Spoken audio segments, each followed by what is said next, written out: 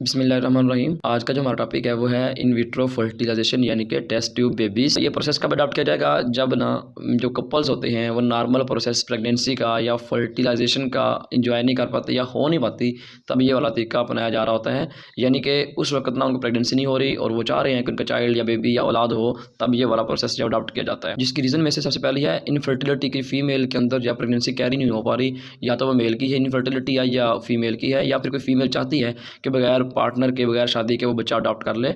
और in vitro fertilisation करने से पहले कुछ स्टेप्स हैं जो डील करना पड़ते हैं फीमेल के साथ। उनमें है फर्टिलिटी मेडिकेशन, एक ये रिक्वायरमेंट है। दूसरा मेल से चाहिए होता है सीमन सैंपल जिसमें स्पर्म होते हैं, वो चाहिए होता है। और सीमन सैंपल या तो हस्बैंड देगा, अगर उसके स्पर्म ठीक नहीं है तो किसी डोनर दूसरे पर्सन से भी लिए जा सकते हैं, लेकिन किसी दूसरे पर्सन से लेना हस्बैंड के अलावा इस्लाम में अलाउ नहीं होता।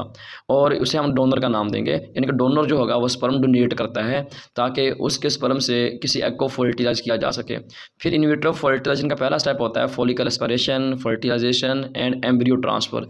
इस तरह तीन जो है वो स्टेप पाए जाते हैं। सबसे पहला स्टेप है फॉलिकल एस्पिरेशन है। फॉलिकल एस्पिरेशन के अंदर क्या किया जाता है कि फॉलिकल्स को कलेक्ट किया जाता है थ्रू द वजाइना। वजाइना के अंदर अल्ट्रासाउंड एक प्रोब इंसर्ट किया जाता है, उसके ज़रिए से डॉक्टर जो है वो इनसाइड ओवरीज को देख रहा होता है। इसके ज़रिए से ओवरी तक जो है वो एक ट्यूब कैथीटर के थ्रू पहुंचाई जाएगी और उसके साथ एक नीडल अटैच होती है। हम फॉलिकल के अंदर से एक एग को कलेक्ट कर लेंगे। ये हमारे पास आ रही है ट्यूब। ट्यूब का क्या किया जाएगा, यहाँ पर इंसर्ट कर दिया जाएगा और फॉलिकल्स में से एग को क्या किया जाएगा, कलेक्ट किया जाएगा। काफ़ी सारे एग्स जो है यहाँ से कलेक्ट कर लिए जाते हैं और ताकि अगर इनमें से ख़राब हो जाए हम बाद में किसी दूसरे को डील कर सकें। फिर दूसरा प्रोसेस हमारे पास होता है फर्टिलाइजेशन का। हमने क्या किया है, उन एग्स को कलेक्ट कर लिया बाहर किसी ग्लास की डिश के अंदर।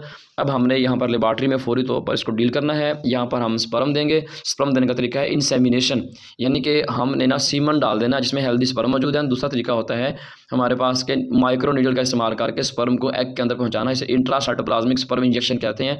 माइक्रो नीडल का इस्तेमाल करके माइक्रोस्कोप में देखते हुए काम किया जाता है। फिर इसको छोड़ दिया जाएगा और 3 to 5 डेज़ तक वेट करेंगे कि ये एम्ब्रियो जो है जाइगोट डिवाइड होना शुरू हो जाए और एम्ब्रियो बन जाए। जब ये प्री एम्ब्रियो हमारे पास बन जाते हैं, इसके अंदर जो है जो कवरिंग होती है जोना पेलिसिडा, उसमें एक सुराख हो जाता है, इसे जोना पेलिसिडा हैचिंग कहते हैं। डिफरेंट किस्म के एग्स हमने कलेक्ट कर लेने होते हैं, यानी कि जो डिवाइड हो चुके हैं, एम्ब्रियो बन चुके हैं। इनमें से जो एक एम्ब्रियो है वो फीमेल की बॉडी में ट्रांसफ़र कर दिया जाएगा, यूट्रस में इम्प्लांट किया जाएगा। बाकी एम्ब्रियोज को फ्रीज़ कर लिया जाएगा for the future use if it is needed, अगर इसकी फर्दर ज़रूरत हो तो।